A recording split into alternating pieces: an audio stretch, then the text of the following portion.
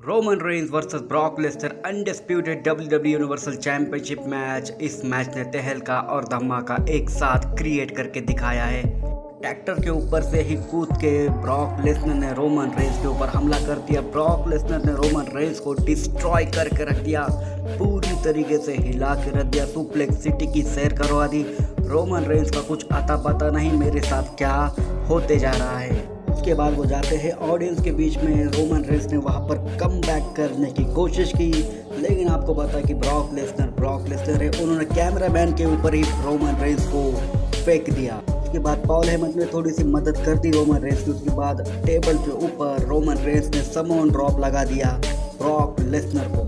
उसके बाद Superman punches लगाए, स्पीयर लगाए, लेकिन ब्रॉक लेसनर कहाँ हार मारने वाले थे। वो 10 काउंट होने से पहले ही खड़े होते जा रहे थे। ब्रॉक लेसनर ने रोमन रेंज को F5 भी लगा दिया, लेकिन रोमन रेंज 10 काउंट होने से पहले ही उठकर खड़े हो गए। उसके बाद ब्रॉक लेसनर ने रोमन रेंज को बाहर फेंक दिया और उन्होंने ट्रैक्टर के ऊपर चढ़ा दिया रोमन रेंज को, और वहां से इतनी बड़ी हाइट से उन्होंने फेंक दिया, लेकिन उसके ऊपर भी रोमन रेंज 10 काउंट होने से पहले ही खड़े हो गए।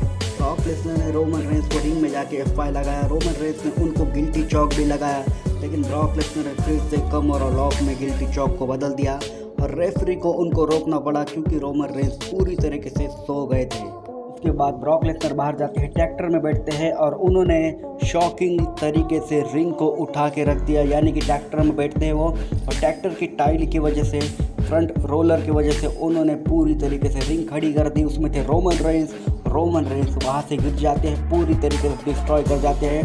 पूरी तरीके से ऑडियंस होली चैट के चैंट लगा रही थी इस मूवमेंट पे। उसके बाद आते हैं उस और ब्रॉक लेसनर के ऊपर अटैक करते हैं, लेकिन ब्रॉक लेसनर ने उनको भी साइड कर दिया, लेकिन बीच में आ जाते हैं पॉल हेमन। के बाद पॉल हेमन कहते हैं ब्रॉक लेसनर को, ये ले तू दोनों भी टाइटल पकड़ रहे, लेकिन रोमन रेंज को छोड़ दे।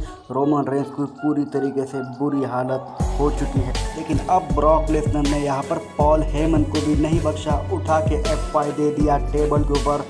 एकदम ब्रूटल तरीके से पॉल हेमन को उन्होंने F5 दिया है, ऐसा F5 मैंने तो कभी नहीं देखा। उसके बाद तुरंत ही रोमन रेंज ने ब्रॉक लेसनर के ऊपर स्पीयर लगाया, लेकिन उसके बाद भी ब्रॉक लेसनर तुरंत खड़े हो गए। थेरी ने यहाँ पर कैश इन करने की भी कोशिश की, रोमन रेंज के ऊपर उन्होंने ब्रीफ केस मारा, लेकिन ब्रॉक लेसनर वहाँ पर टपक जाते हैं और ब्रॉक लेसनर ने ब्रूटल तरीके से F5 लगा दिया ऑस्टिन थेरी को, और थेरी की कहानी वहाँ पर ही ख़त्म हो जाती है। उसके बाद उसने ने आकर फिर से अटैक कर दिया ब्रॉक लेसनर के ऊपर, और वहाँ से चीज़ें ब्रॉक लेसनर के लिए गड़बड़ा गई।